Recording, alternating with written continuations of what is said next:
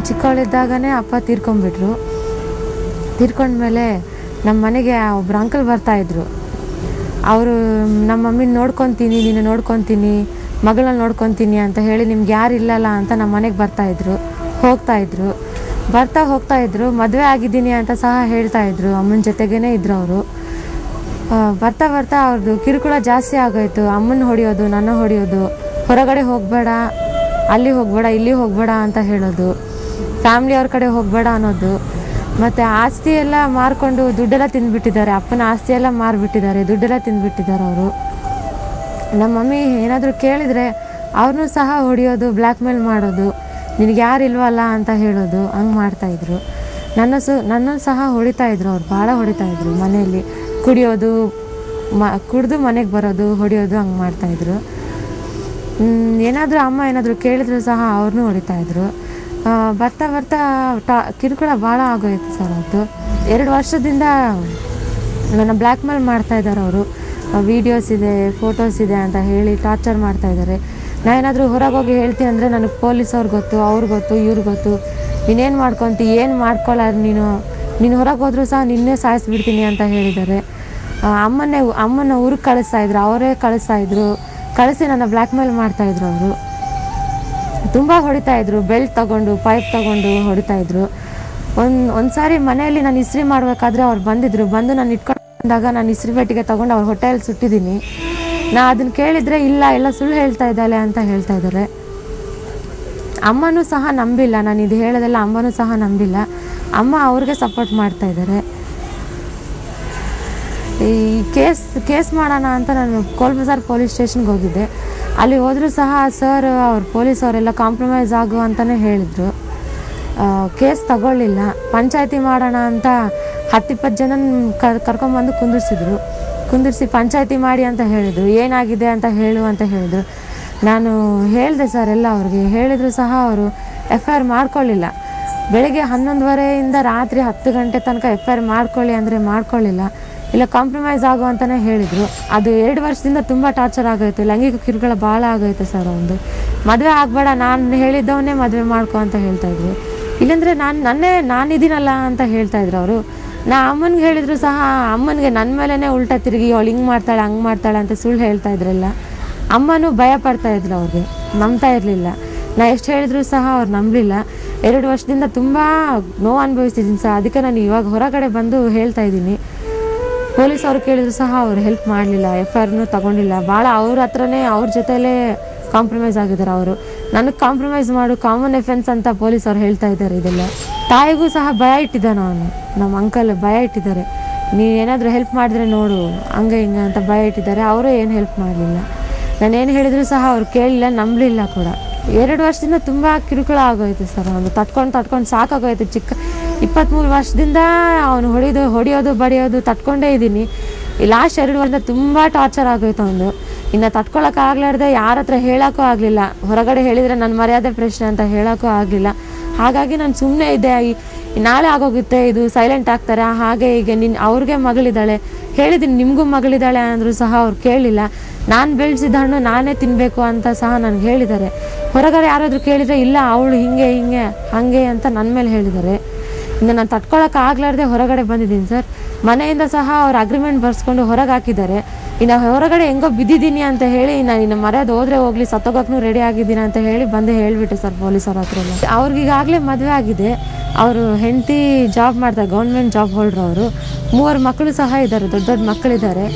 ಅವ್ರಿಗೂ ಮಗಳಂತ ಇದ್ದಾಳಲ್ಲ ಸರ್, ಅವರು ನೋಡಿ ನಿಮ್ಮ ಮಗಳಿದ್ದಾಳೆ, ನೀನು ಅವ್ರ ಮಗಳಿಗೆ ಹಿಂಗೆ ಮಾಡ್ತೀಯಾ ಅಂದರೆ ನೀನು ಬೇರೆ, ನನ್ನ ಮಗಳು ಬೇರೆ, ಅವಳು ನನ್ನ ಮಗಳು ಅಂತ ಹೇಳಿದ್ದಾನೆ. ನಾನು ಬೆಳೆಸಿದನು ನಾನೇ ತಿನ್ನಬೇಕು, ನೀವೆಲ್ಲ ಕೇಳೋಕೆ ಹೋಗ್ಬೇಡ ನನಗೆ ಅಂತ ಹೇಳಿದ್ದಾನೆ ಸರ್. ಫಸ್ಟ್ ಭಾಳ ಕಿರುಕುಳ ಕೊಡ್ತಾಯಿದ್ರು. ಕಾಯಿ ಹಾಕೋದು, ಇಲ್ಲಿ ಕಾಯಿ ಹಾಕೋದು ಹಂಗೆಲ್ಲ ಮಾಡ್ತಾಯಿದ್ರು. ನಾ ಹೇಳಿ ಅಮ್ಮ ಹಿಂಗೆ ಮಾಡ್ತಾ ಇದ್ದಾನೆ ಅಂದರೆ ಇಲ್ಲ. ಅವ್ರ ಅಂಕಲ್ ಬಂದರು, ಇಲ್ಲ ನಾನು ಜೋಕ್ ಮಾಡ್ತಾಯಿದ್ದೀನಿ, ನನ್ನ ಮಗಳಲ್ಲ ಸುಮ್ಮನೆ ಜೋಕ್ ಮಾಡ್ತಾಯಿದ್ದೀನಿ ಅಂತ ಹೇಳಿದ್ರು. ಆ ನೋವೇನಂತ ನನಗೆ ಗೊತ್ತು. ಆದರೆ 2 ವರ್ಷದಿಂದ ಭಾಳ ಕಿರುಕುಳ ಕೊಟ್ಟಿದ್ದಾರೆ ಅವರು. ಅಮ್ಮನ ಬೇಕಂತ ಊರಿಗೆ ಕಳಿಸೋದು, ಬಂದು ನನ್ನ ಹತ್ರ ಬ್ಲ್ಯಾಕ್ ಮೇಲ್ ಮಾಡೋದು, ವೀಡಿಯೋಸ್ ಇದೆ, ಫೋಟೋಸ್ ಇದೆ ಅಂತ ಹೇಳಿ ಹೀಗೆಲ್ಲ ಮಾಡ್ತಾಯಿದ್ರು ಅವರು. ನಾ ಎಷ್ಟು ಹೇಳಿದ್ರು ಸಹ ಕೇಳಲಿಲ್ಲ ಅವರು. ನಾ ಏನಾದರೂ ಹೇಳಿದರೆ ನಿನ್ನೆ ಸಾಯಿಸಿಬಿಡ್ತೀನಿ, ಅಪ್ಪನ ಸಾಯಿಸಿದ್ದೀನಿ, ನಿಮ್ಮ ಅಪ್ಪನೇ ಸಾಯಿಸಿದ್ದೀನಿ, ನೀನು ಎಷ್ಟೊತ್ತು ನನಗೆ ಅಂತ ಹೇಳ್ತಾಯಿದ್ರು. ಆ ಅಪ್ಪನ ಸಾಯಿಸಿದ್ದೀನಿ ಅಂತ ಹೇಳಿದಕ್ಕೂ ಅಮ್ಮನೂ ಭಯಪಟ್ಟು ಸುಮ್ಮನೆ ಇದ್ದಾರೆ. ಅವರು ಮತ್ತೆ ನಿನ್ನ ಸಾಯಿಸ್ಬಿಡ್ತೀನಿ, ಅಮ್ಮನ ಕೂಡ ಮಕ್ಕದ ಮೇಲೆ ಆ್ಯಸಿಡ್ ಹಾಕಿಬಿಡ್ತೀನಿ ಅಂತಲೂ ಹೇಳ್ತಾ ಇದ್ರು ಇನ್ನೊಂದು ಸಾರಿ. ನಾನು ಚಿಕ್ಕವಳಿರುವಾಗ ಹಂಗೆ ಹೇಳ್ತಾ ಇದ್ರು. ನಾನು ಅವ್ರಿಗೆ ತಂದೆ ಅಂತಲೇ ಭಾಳ ರೆಸ್ಪೆಕ್ಟ್ ಕೊಡ್ತಾ ಇದ್ದೆ.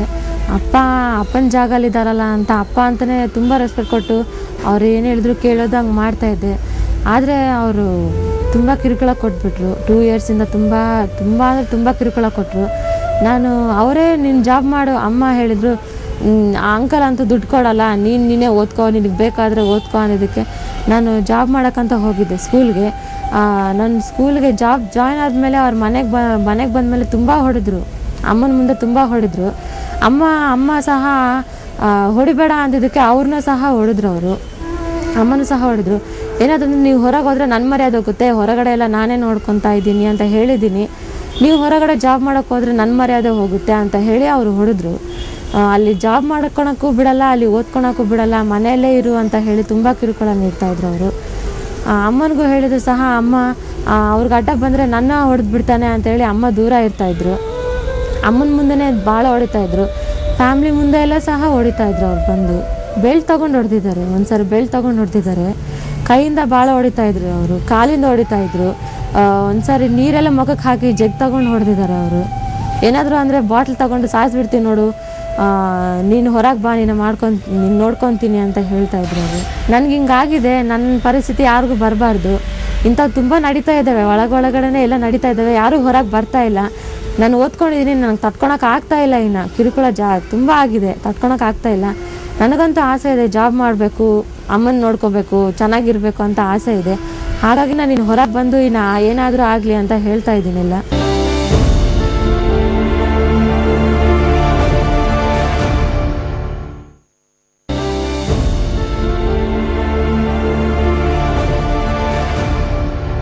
ಪೊಲೀಸ್ ಅವರಿಂದ ಇದುವರೆಗೂ ನ್ಯಾಯ ಸಿಕ್ಕಿಲ್ಲ. ನಾನು ಪೊಲೀಸ್ ಠಾಣೆಗೆ ಹೋಗಿ ದೂರು ಕೊಡಲು ಹೋದಾಗ ಯಾರೂ ತಗೊಂಡಿಲ್ಲ, FIR ಮಾಡಿಸ್ಕೊಳ್ಳಿಲ್ಲ. ನಾನು ಅಂದೆ ಮಾಡಿಸ್ಕೊಳ್ಳಿ, ಇಲ್ಲೇ ಇದ್ದಾರೆ ಅವರು, ನಿಮ್ಮ ಮುಂದೆನೇ ಇದ್ದಾರೆ ಅಂದರೆ ಪಂಚಾಯಿತಿ ಅಂತಲೇ ಹೇಳ್ತಾಯಿದ್ರು, ಕಾಂಪ್ರಮೈಸ್ ಅಂತಲೇ ಹೇಳ್ತಾಯಿದ್ರು. ದೂರ ಅಂತೂ ಅವ್ರು ತಗೊಳ್ಳಿಲ್ಲ. ಅವರು ನಮ್ಮ ಅಂಕಲ್ ಅವ್ರನ್ನ ಹೊರಗಡೆ ಪೊಲೀಸವರು ಅಂಕಲ್ನ ಹೊರಗಡೆ ಕಳಿಸಿದ್ಮೇಲೆ ಅವಾಗ FIR ತಗೊಂಡು ಒಬ್ಬಳನ್ನೇ ಬಿಟ್ಟಿದ್ದಾರೆ, ಹೊರಗಡೆ ಯಾರೂ ಇರಲಿಲ್ಲ. ಅವರು ಅಂಕಲ್ ಸಹ ನನಗೆ ಧಮಕಿ ಕೊಟ್ಟು ಹೋಗಿದ್ದಾರೆ ಪೊಲೀಸ್ ಠಾಣೆಯಲ್ಲಿ. ನೀನು ಹೊರಗಡೆ ಬಾ, ನಾನು ಎದುರು ಹಾಕ್ಕೊಂಡಿದೆಯಲ್ಲ, ನೀನು ನೋಡ್ಕೊತೀನಿ ಅಂತ ಹೇಳಿ ಭಯಪಟ್ಟು ಹೋಗಿದ್ದಾರೆ. ನಾನು ತುಂಬ ಭಯ ಪಟ್ಕೊತ ಹೊರಗೆ ಹೋಗಿದ್ದೀನಿ. ರಾತ್ರಿ 12:30, 11 ಆಗಿತ್ತು. ಆವಾಗ FIR ಮಾಡಿಸ್ಕೊಂಡಿದ್ದಾರೆ. ಏನೂ ರಿಯಾಕ್ಷನ್ ತಗೊಳ್ಳಿಲ್ಲ ಅವರು, ಪೊಲೀಸವ್ರು ಏನೂ ರಿಯಾಕ್ಷನ್ ಮಾಡ್ಕೊಳ್ಳಿಲ್ಲ. ನನ್ನ ಮನೆಗೆ ಹೋದಾಗ ಅವ್ರ ಅಂಕಲು ಮನೆಯಲ್ಲೇ ಇದ್ದರು, ಬಚ್ಚಿಟ್ಕೊಂಡಿದ್ರು. ಗಾಡಿ ಅವ್ರ ಸ್ಲಿಪ್ಪರ್ಸ್ ಎಲ್ಲ ಹೊರಗಡೆ ಇದ್ದು. ನಮ್ಮ ಪೊಲೀಸವ್ರಿಗೆ ಹೇಳಿದೆ, ನೋಡಿ ಸರ್ ಒಳಗಡೆನೇ ಇದ್ದಾರೆ, ಅರೆಸ್ಟ್ ಮಾಡಿ ಅಂದರೆ, ಈಗ ನಾವು ನೋಡ್ಕೊತೀವಮ್ಮ, ನಿನ್ನ ಕೆಲಸ ನೀನು ಮಾಡ್ಕೊ, ನಾವು ನೋಡ್ಕೊತೀವಿ, ನಮ್ಮ ಕೆಲಸ ನಮಗೆ ಗೊತ್ತು ಅಂತ ಹೇಳಿದರು. SP ಸರ್ಗೆ ಕಂಪ್ಲೇಂಟ್ ಮಾಡಿದ ಮೇಲೆ ಅವಾಗ ರಿಯಾಕ್ಷನ್ ತೊಗೊಂಡಿದ್ರು. ಪಾಪ SP ಸರ್ ಅವರು ತುಂಬ ಹೆಲ್ಪ್ ಮಾಡಿದರು. SP ಸರ್ ಅವ್ರ ಹತ್ರ ಹೋದಾಗ ಇಮಿಡಿಯೇಟಾಗಿ ರಿಯಾಕ್ಷನ್ ತಗೊಳ್ಳಿ ಅಂತ ಅವರು ಪೊಲೀಸ್ ಅವ್ರಿಗೆ ಹೇಳಿದಾಗ ಅವ್ರು ಅರೆಸ್ಟ್ ಮಾಡಿದರು ಸರ್, ನನ್ನ ಮುಂದೆನೇ ಅರೆಸ್ಟ್ ಮಾಡಿದರು ಮನೆ ಹತ್ರ. ಮತ್ತು ರಾತ್ರಿಗೆಲ್ಲ ಬಿಟ್ಬಿಟ್ಟಿದ್ದಾರೆ ಅವ್ರನ್ನ, ಅಂಕಲ್ ಅವ್ರನ್ನ ರಾತ್ರಿಗೆಲ್ಲ ಬಿಟ್ಬಿಟ್ಟಿದ್ದಾರೆ. ನಾನು ನೆಕ್ಸ್ಟ್ ಡೇ ಹೋಗಿ ಕೇಳಿದ್ರು ಸಹ ಅವರು, ನಮ್ಮ ಕೆಲಸ ನಮ್ಗೆ ಗೊತ್ತು, ನಿನ್ನ ಕೆಲಸ ನೀನು ಮಾಡ್ಕೊ, ನೀನು SP ಸರ್ ಅವ್ರ ಹತ್ರ ಹೋಗಿದೆಯಲ್ಲ, ನೀನು ಲಾಸ್ಟಿಗೆ ಎಷ್ಟಿದ್ರು ನಮ್ಮ ಹತ್ರನೇ ಬರಬೇಕು, ನಾವೇ ನೋಡ್ಕೊಳೋದು ಅಂತ ಹೇಳಿ ಪೊಲೀಸರೆಲ್ಲ ಹೇಳಿದ್ದಾರೆ ಸರ್. SP ಸರ್ ಅವ್ರು ಭಾಳ ಹೆಲ್ಪ್ ಮಾಡಿದರು ನನಗೆ. ನಾನು ಮತ್ತೆ ಪುನಃ SP ಅವ್ರ ಹತ್ರ ಹೋದೆ. ಅವರು ಹೋದಾಗ ಸರ್ ಅರೆಸ್ಟ್ ಮಾಡಿಲ್ಲ ಸರ್ ಹೀಗೆ ಅಂದರೆ, ಅವ್ರದ್ದು ಇಮಿಡಿಯೇಟ್ ಅವ್ರಿಗೆ ಕಾಲ್ ಮಾಡಿ ಈಗಲೇ ಅರೆಸ್ಟ್ ಮಾಡಂತ ಹೇಳಿದರು. ಅವ್ರು ಹೇಳಿದ್ದಕ್ಕೇ ಅವರು ರಿಯಾಕ್ಷನ್ ತಗೊಂಡು ಹುಡುಕ್ತಾ ಇದ್ದಾರೆ ಸರ್, ಆದರೆ ಅವ್ನು ಸಿಗ್ತಾ ಇಲ್ಲ ಸರ್. ಈಗ ಪೊಲೀಸವರು ಅವ್ನ ಕೈಗೆ ಬಂದಿದ್ರು ಸಹ 1 ಅವರ್ಗೆಲ್ಲ ರಾತ್ರಿ ಬಿಟ್ಬಿಟ್ಟಿದ್ದಾರೆ ಅವನ್ನ. ನೀನು ಹೋಗು ಅಂತೇಳಿ ಅವರೇ ಬಿಟ್ಬಿಟ್ಟಿದ್ದಾರೆ. ನನ್ನ ಮುಂದೆನೇ ಅರೆಸ್ಟ್ ಮಾಡಿದ್ದಾರೆ ಅವರು, ಆದರೂ ಬಿಟ್ಬಿಟ್ರು. ನಮ್ಮ ಅಪ್ಪ ತೀರ್ಕೊಂಡ್ಮೇಲೆ ನಾವು ಫೋಟೋ ತೊಗೊಂಬಂದಿದ್ವಿ ಮನೆಗೆ. ತೊಗೊಂಬಂದು ನಮ್ಮ ಮನೇಲಿ ಹಾಲಲ್ಲಿ ಹಾಕಿದಾಗ ಅಂಕಲ್ ತುಂಬ ಸಿಟ್ಟು ಬಂತು. ಇಲ್ಲ, ಅವ್ನ ಫೋಟೋ ಎದಕ್ಕೆ ಹಾಕಿದ್ದೀರಿ ಮನೆಯಲ್ಲಿ, ತೆಗ್ಬಿಡಿ ಅಂತ ಹೇಳಿ ಅಮ್ಮ ಹಾಕಿದ್ರು ಸಹ ಅಮ್ಮನ್ನೆಲ್ಲ ಹೊಡೆದು ಫೋಟೋ ಎಲ್ಲ ತೆಗೆಸ್ಬಿಟ್ರು. ನಮ್ಮ ಮನೆಯಲ್ಲಿ ನಮ್ಮ ಅಪ್ಪನ ಫೋಟೋ ಹಾಕೋಕೆ ಕೂಡ ಅವ್ರು ಬಿಡ್ತಾ ಇದ್ದಿಲ್ಲ. ಹಾಗಾಗಿ ನಾನು ರೂಮಲ್ಲೇ ಇಟ್ಕೊಂಡಿದ್ದೆ ಫೋಟೋನ ಸಹ. ನಮ್ಮ ಅಪ್ಪನ ಫೋಟೋ ನಾನು ರೂಮಲ್ಲೇ ಇಟ್ಕೊಂಡಿದ್ದೆ. ನಾನು ಮಲಗಿದಾಗ ಡೋರ್ ತೆಗಿಯೋದು ಬರೋದು ಹಂಗೆಲ್ಲ ಮಾಡ್ತಾಯಿದ್ರು. ನನಗೆ ಏನಾದರೂ ಕೇಳಿದರೆ ನಿನ್ನ ಫೋಟೋಸ್ ಎಲ್ಲ ಇದೆ, ನಿನ್ನ ಮಲಗಿದಾಗ ತೊಗೊಂಡಿರೋ ಫೋಟೋಸ್ ಎಲ್ಲ ಇದೆ, ವೀಡಿಯೋಸ್ ಇದೆ, ಎಲ್ಲ ಅಪ್ಲೋಡ್ ಮಾಡಿಬಿಡ್ತೀನಿ ಅಂತ ಹೇಳ್ತಾಯಿದ್ರು ಅವರು. ಒಂದು ಸಾರಿ ಅಮ್ಮನಿಗೂ ಸಹ ಮನೆಯಲ್ಲಿ ಪಾರ್ಟಿ ಅಂತ ಹೇಳಿ ಅವ್ರ ಫ್ರೆಂಡ್ಸ್ನೆಲ್ಲ ಕರ್ಕೊಂಬಂದು ಕುಡಿತಾಯಿದ್ರು ಮನೆಯಲ್ಲಿ. ಅಮ್ಮ ಇದೆಲ್ಲ ನಮ್ಮ ಮನೇಲಿ ಇದಕ್ಕೆ ಮಾಡ್ತೀವಿ ಅಂದಿದ್ದಕ್ಕೆ ಹೊಡೆದಿದ್ರೆ ಕಣ್ಣೆಲ್ಲ ತುಂಬ ಬಾತ್ ಬಿಟ್ಟಿತ್ತು ಕಣ್ಣು. ನಾನು ಹೋಗಿ ಅಮ್ಮ ಏನಾಯ್ತು ಅಂತ ಕೇಳಿದಾಗ ಅಮ್ಮ ಅಳ್ಕೊಂತ ಇಲ್ಲಮ್ಮ ಬಿದ್ದುಬಿಟ್ಟಿದ್ದೀನಿ ಅಂತ ಹೇಳಿದರು. ಇದಕ್ಕಂದ್ರೆ ಅವ್ನು ಭಯ ಇಟ್ಟಿದ್ದಾನೆ, ಅಂಕಲ್ ಅಷ್ಟು ಭಯ ಇಟ್ಟಿದ್ದಾನೆ. ಭಾಳ ಹೊಡಿತಾಯಿದ್ರು. ಮನೆಯಲ್ಲೇ ಪಾರ್ಟಿ ಮಾಡ್ಕೊಳ್ತೀನಿ ಅಂತ ಹೇಳ್ತಾಯಿದ್ರು. ನಿನ್ನ ಮನೆ ಅಲ್ಲ ನನ್ನ ಮನೆ ಅಂತ ಹೇಳ್ತಾಯಿದ್ರು. ಮನೆ ಮಾರಿಬಿಡ್ತೀನಿ, ಇದು ಮನೆ ಮಾರಿ ನಾನು ಅರ್ಧ ದುಡ್ಡು ನಾನು ತೊಗೊತೀನಿ, ನಿಮ್ಗೆ ಇಷ್ಟು ಹೆಲ್ಪ್ ಮಾಡಿದ್ದೀನಿ ಅಂತ ಹೇಳ್ತಾಯಿದ್ರು. ಅಪ್ಪ ಅಂತ ಹೇಳ್ಕೊಂಡು ದುಡ್ಡಿಗೆಲ್ಲ ಕೇಳ್ತಾಯಿದ್ರು. ಮನೇಲಿರೋ ಬಂಗಾರ ಎಲ್ಲ ಕೊಟ್ಟಿಲ್ಲ ಅಂದರೂ ಹೊಡಿತಾಯಿದ್ರು. ಅಮ್ಮನ ಹೊಡೆದು ಕಿತ್ಕೊಂಡು ಹೋಗ್ತಾಯಿದ್ರು. ಮನೆ ಬಾಡಿಗೆ ಬಂದಿರೋ ದುಡ್ಡು ಸಹ ಕಿತ್ಕೊಂಡು ಹೋಗ್ಬಿಡ್ತಾಯಿದ್ರು ಅವರು. ದಯವಿಟ್ಟು ಇವನಿಗೆ ಶಿಕ್ಷೆ ಆಗಲೇಬೇಕು. ಯಾಕಂದರೆ ಇಷ್ಟು ಕಿರುಕುಳ 23 ವರ್ಷದಿಂದ ಕಿರುಕುಳ ಕೊಡ್ತಾ ಇದ್ದಾನೆ. ನಾನು ನೋಡ್ಕೊತೀನಿ ಮಗಳು ಅಂತ ಹೇಳಿ ಈ ಥರ ಎಲ್ಲ ಮಾಡಿದ. ನಾನು ತಂದೆ ಸ್ಥಾನದಲ್ಲಿ ಇಟ್ಟಿದ್ದೀನಿ ಅವನ, ಆದರೆ ಅವನು ತಂದೆ ಸ್ಥಾನದಲ್ಲಿ ಇರೋಕ್ಕೆ ಲಾಯಕ್ಕಿಲ್ಲ. ಅವನು ಈ ಥರ ಎಲ್ಲ ಮಾಡಿದ್ದಾನೆ. ಹೌದು, ನನಗೂ ಮಗಳಿದ್ದಾಳಲ್ಲ, ಇವಳು ಮಗಳು ಅವಳು ಮಗಳು ಅಂತ ನೋಡ್ಕೊಂಡಿಲ್ಲ. ಅವ್ರ ಮಗಳು ಮಾತ್ರ ಅವ್ರ ಮಗಳಂತೆ, ನನ್ನ ಮಗಳಲ್ಲ ಅಂತೆ. ಈ ಥರ ಎಲ್ಲ ಮಾಡೋದು ತಪ್ಪು. ಅವ್ರಿಗೆ ಶಿಕ್ಷೆ ಆಗಲೇಬೇಕು. ತಾಯಿ ನಾನು ಕರ್ಕೊತೀನಿ ಸರ್, ಮತ್ತೆ ಅವ್ರು ಬಂದರೆ ಕರ್ಕೊತೀನಿ. ಆದರೆ ಅವ್ರಿಗೆ ಇಷ್ಟನೇ ಇಲ್ಲ. ನಾನು ಅಮ್ಮ ಅಂತ ಹೇಳಿದ್ರೆ ನೀನು ನನ್ನ ಮಾತಾಡ್ಸೋಕೆ ಹೋಗ್ಬೇಡ, ನನ್ನ ಮಗಳೇ ಅಲ್ಲ ಅಂತ ಹೇಳ್ತಾರೆ. ಹಾಗಾಗಿ ಇವಾಗ ನನ್ನ ಪಾಡಿಗೆ ನಾನೇ ಇರ್ತೀನಿ ಸರ್. ನನ್ನ ಪಾಡಿಗೆ ನಾನು ಜಾಬ್ ಮಾಡ್ಕೊಂಡು ನಾನೇ ಇರ್ತೀನಿ. ಅವರು ಹೆಲ್ಪ್ನೂ ಸಹ ಏನು ಕೇಳೋಕೆ ಹೋಗಲ್ಲ ಸರ್, ಮಾತಾಡ್ಸೋಕ್ಕೂ ಹೋಗಲ್ಲ. ಅವರು ನನ್ನ ಮಾತಾಡ್ಸಲ್ಲ. ನನಗೆ ಪ್ರಾಣ ಬೆದರಿಕೆ ಇದೆ ಸರ್ ಅಂಕಲಿಂದ. ನೀನು ಹೊರಗೆ ಬಾ, ಸಾಯಿಸ್ತೀನಿ ಅಂತ ಹೇಳ್ತಾ ಇದ್ದಾನೆ. ನನಗೆ ಇವಾಗ ಹೊರಗೆ ತಿರುಗಬೇಕು ಅಂದ್ರೂ ಸಹ ಭಯ ಇದೆ ಸರ್. ಇದಕ್ಕಂದ್ರೆ ಅವನ್ನ ಪೊಲೀಸರನ್ನ ಇಟ್ಕೊಳ್ಳಿಲ್ಲ, ಬಿಟ್ಬಿಟ್ಟಿದ್ದಾರೆ. ಸೊ ಹೆಂಗಾದರೂ ಮಾಡಿ ಅವನ್ನ ಇಟ್ಕೋಬೇಕು ಪೊಲೀಸರು ಅಂತ ಕೇಳ್ಕೊತಾ ಇದ್ದೀನಿ. ನಾನು ಎಷ್ಟು ಕೇಳ್ಕೊಂಡಿದ್ದೀನಿ, ನನಗೂ ಎಲ್ಲರೂ ಹುಡುಗರು ಹಂಗೆ ಇರಬೇಕು ಅಂತ ಹೇಳಿದ್ರು ಸಹ ಅವರು ಬಾಯಿ ಮುಚ್ಕೊಂಡು ಮನೆಯಲ್ಲೇ ಬಿದ್ದಿರು, ನಿನ್ಗೆ ಅವೆಲ್ಲ ಅವಸರ ಇಲ್ಲ, ಅದೆಲ್ಲ ಆಸೆ ಪಡಬಾರ್ದು ನೀನು ಅಂತ ಹೇಳ್ತಾಯಿದ್ರು. ಇದಕ್ಕೆ ಸರ್ ನನಗೂ ಈ ರೈಟ್ಸ್ ಅಂತ ಇರುತ್ತಲ್ವ, ನನ್ನ ಫ್ರೆಂಡ್ಸ್ ಹೋಗ್ತಾಯಿದ್ರು, ನನಗೂ ಹೋಗ್ಬೇಕಂತ ಇಷ್ಟ ಇರುತ್ತಲ್ವ ಸರ್. ನನಗೂ ಎಲ್ಲಿಗೂ ಕರ್ಕೊಂಡು ಹೋಗ್ತಾ ಇದ್ದಿಲ್ಲ. ಕರ್ಕೊಂಡು ಹೋಗು ಅಂದರೆ ಇಲ್ಲ, ಮರೆಯೋದೋಗುತ್ತೆ ಅಂತಲೇ ಹೇಳ್ತಾಯಿದ್ರು. ಏನಾದರೂ ಕೊಡಿಸೋ ಅಂದರೂ ಸಹ ಏನು ಕೊಡಿಸ್ತಾ ಇದ್ದಿಲ್ಲ. ಬ್ರೆಡ್ ಬಿಸ್ಕೆಟ್ ಕೇಳಿದ್ರು ಸಹ ನೀನು ತಿನ್ನೋ ವಯಸ್ಸಾನಿಂದ ಅಂತ ಹೇಳ್ತಾಯಿದ್ರು ಅವರು.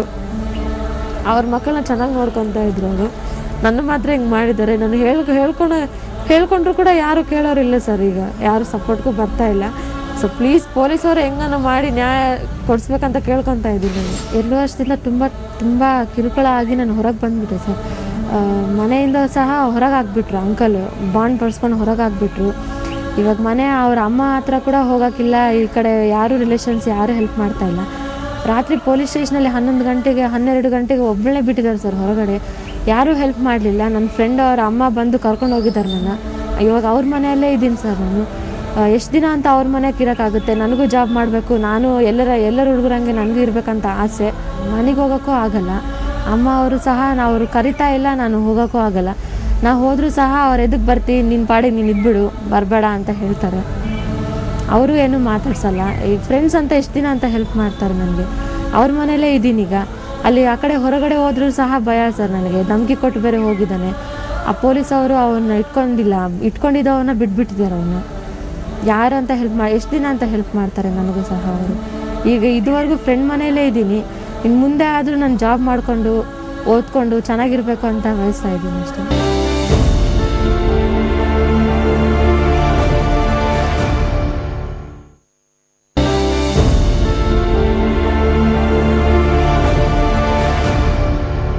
ತಾಯಿಗೆ ಅವ್ರ ಭಯ ಇಟ್ಟಿದ್ದಾನೆ, ಅಂಕಲ್ ಭಯ ಇಟ್ಟಿದ್ದಾನೆ. ನೀನು ಅವಳಂತೂ ಹೊರಗೆ ಹೋಗಿ ನಾನು ಎದುರು ಹಾಕ್ಕೊಂಡಿದ್ದಾಳೆ, ನೀನು ಹೊರಗೆ ಹೋಗಿ ನಾನು ಎದುರು ಹಾಕ್ಕೊಂತೀಯ ನೋಡು ಚೆನ್ನಾಗಿರಲ್ಲ ಅನ್ನೋದಕ್ಕೆ ಅವ್ರಿಗೆ ಸಪೋರ್ಟ್ ಮಾಡ್ತಾರೆ. ಈಗೂ ಸಹ ಅವ್ರಿಗೆ ಸಪೋರ್ಟ್ ಮಾಡ್ತಾ ಇದ್ದಾರೆ ಸರ್. ಅವರು ಫ್ಯಾಮ್ಲಿ ಎಲ್ಲ ಅವ್ರಿಗೆ ಸಪೋರ್ಟ್ ಮಾಡ್ತಾ ಇದ್ದಾರೆ. ಯಾರು ನನಗೆ ಹೆಲ್ಪ್ ಅಂತೂ ಮಾಡಿಲ್ಲ, ಮಾತಾಡ್ಸಿಲ್ಲ. ಫ್ಯಾಮ್ಲಿಯವ್ರು ಒಬ್ಬರು ಬಂದು ಮಾತಾಡ್ಸಿಲ್ಲ, ಅಮ್ಮನೂ ಮಾತಾಡ್ಸಿಲ್ಲ, ಯಾರೂ ಮಾತಾಡ್ಸಿಲ್ಲ. ಮನೇಲಿ ತುಂಬ ಟಾರ್ಚರ್ ಆಗಿದ್ದ ಕಾರಣ ನಾನು ಊರಿಗೆ ಹೋಗ್ಬಿಡ್ತೀನಿ, ಬೇರೆಯವ್ರಿಗೆ ಹೋಗಿ ಓದ್ಕೊತೀನಿ, ಜಾಬ್ ಮಾಡ್ತೀನಿ, ನನ್ನ ಪಾಡಿಗೆ ನಾನು ಇರ್ತೀನಿ ಅಂತ ಹೇಳಿದೆ. ಸರಿ ಹೋಗು, ನೀನು ಹೋಗೋಕ್ಕಿಂತ ಮುಂಚೆ ಅವರು ಅಂಕಲ್ ಹೇಳಿದರು, ಒಂದು ಅಗ್ರಿಮೆಂಟ್ ಬರ್ಕೊಟ್ಟು ಹೋಗು ಬಾಂಡ್ ಪೇಪರಲ್ಲಿ ಅಂತ. ಅವರೇ ಟೈಪ್ ಮಾಡಿಸ್ಕೊಂಡು ತೊಗೊಂಬಂದಿದ್ರು. ಅದರಲ್ಲಿ ನನಗೂ ಮನೆಯವ್ರಿಗೂ ಏನು ಸಂಬಂಧ ಇಲ್ಲ, ಆಸ್ತಿ ಸಹ ನಾನು ಏನು ಕೇಳಲ್ಲ ಅಂತ ಹೇಳಿ ಅವರು ಅಂಕಲನ್ನು ಹೊಡೆದು ಸೈನ್ ಮಾಡಿಸಿ ಆಯ್ತು ನೀನು ಹೋಗು ಅಂತ. ರಾತ್ರಿ 10:30ಗೆ ಬಸ್ ಇತ್ತು, ನಾನು ಹೋಗ್ತಾ ಇದ್ದೆ. ತೀರಾ ಬಸ್ ಹತ್ರ ಹೋಗೋವಾಗ ನನಗೆ ಯಾರೂ ಇದ್ದಿಲ್ಲ, 10:30 ಯಾರೂ ಇದ್ದಿಲ್ಲ ಹೆಲ್ಪ್ ಮಾಡೋಕ್ಕೆ. ಹಾಗಂತ ಮನೆ ಹತ್ರ 2-3 ಬಂದಿದ್ರು, ಅವ್ರು ಹೆಲ್ಪ್ ಮಾಡೋಕ್ಕಂತ ಬಂದಿದ್ದರು. ಅವ್ರು ಬಂದಿದ್ದವ್ರನ್ನ ಕೂಡ ಅವ್ರನ್ನ ಓಡಿಸ್ಬಿಟ್ರು. ಅಲ್ಲಿ ಬಸ್ ಸ್ಟ್ಯಾಂಡಲ್ಲಿ ಓಡಿಸಿ ಬಸ್ಸಿಂದ ಕೆಳಗಿಳಿದು ರೋಡಲ್ಲೇ ಹೊಡೆದ್ರು. ಅಂಕಲ್ ರೋಡಲ್ಲೇ ಹೊಡೆದು ಇದೆಲ್ಲ ಕಚ್ಚಿದ್ದಾರೆ, ಬಸ್ಸಲ್ಲೇ ಕಚ್ಚಿದಾರೆಲ್ಲ, ಕಚ್ಚಿ ತುಂಬ ಹೊಡೆದು ಪೊಲೀಸ್ ಠಾಣೆ ಕರ್ಕೊಂಡು ಹೋಗ್ತಾಯಿದ್ರು. ಅಲ್ಲಿ ದಾರಿಯಲ್ಲಿ ಸಹ ಮತ್ತೆ ಆಟೋ ನಿಂದಿರಿಸಿ ರೋಡಲ್ಲಿ 11 ಗಂಟೆಗೆ ಅಲ್ಲಿ ಹೊಡೆದು ಪೊಲೀಸ್ ಠಾಣೆಗೆ ಕರ್ಕೊಂಡು ಹೋದರು. ನಾನು ಅಲ್ಲಿ ಹೋಗಿ ಕಂಪ್ಲೇಂಟ್ ಕೊಡಬೇಕಾದ್ರೆ ಅವರಿಲ್ಲ, ಕಂಪ್ಲೇಂಟ್ ಏನಿಲ್ಲ, ಬೇಕಾಗಿಲ್ಲ, ಮನೆ ಹತ್ರ ಯಾರು ಬಂದಿದ್ದಾರೆ ಹೆಲ್ಪ್ ಮಾಡೋಕ್ಕೆ ಅವ್ರ ಮೇಲೆ ಕಂಪ್ಲೇಂಟ್ ಕೊಡೋ ಅಂತ ಅಲ್ಲಿ ಸಹ ಹೊಡೆದ್ರು. ನನಗೆ ಪೊಲೀಸ್ ಅವ್ರ ಮುಂದೆ ಸಹ ಬ್ಲ್ಯಾಕ್ ಮೇಲ್ ಮಾಡಿದರು.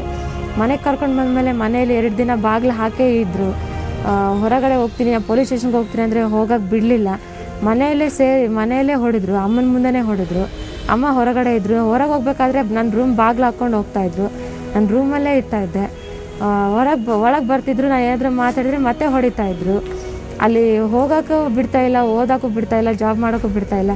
ಏನಾದರೂ ಅಂದರೆ ಮನೆಯಲ್ಲೇ ಬಿದ್ದಿರು, ನಾನಿದ್ದೀನಲ್ಲ, ಎದಕ್ಕೆ ಹೋಗ್ತೀನಿ, ನೀನು ಹೊರಗೆ ಹೋದರೆ ನನ್ನ ಮರ್ಯಾದೆ ಹೋಗುತ್ತೆ ಅಂತ ಹೇಳಿ ಭಯ ಪಡಿಸ್ತಾಯಿದ್ರು ಅವರು.